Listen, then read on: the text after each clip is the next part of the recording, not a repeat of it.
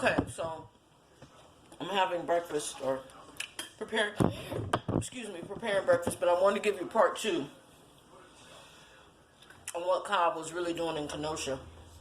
And the points I wanted to make sure I brought up again, which I said in part one, you know, they were ready, they were down there looking for some action. Kyle and his buddies were down in Kenosha looking for some street cred with the Proud Boys and stuff. So that's why they were really in Kenosha. And what they did is they encountered some other white boys that were ready. One had his own gun. You know, they were ready for whatever. So these guys, rest in peace, those that were killed, were casualties of war. They were casualties of the war. It wasn't, you know, it just, I don't think it crossed their radar. But see, that's divine justice. I'm not saying it's divine that those people were killed, but this is what happens when you're going to do evil. They thought they were going to run up on some African Americans and maybe get into some drama.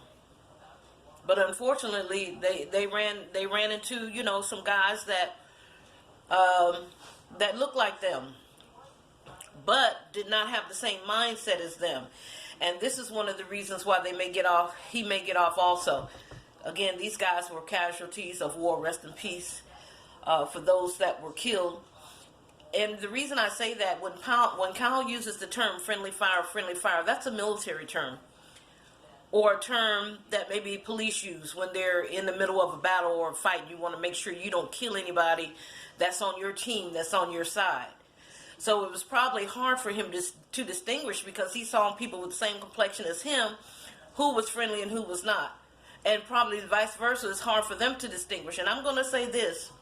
They can say what they want to say about, oh, the people were running after Kyle, he was fearing for his life. But that's what people are going to do, because we've had enough of the lone wolf shooters. We've seen it over and over again. We are traumatized in America by these lone wolf, I hate to say it, and don't put it on me and say I'm saying it. The Department of Justice says that the biggest threat to America, the biggest homegrown terrorist is what? Is a white male.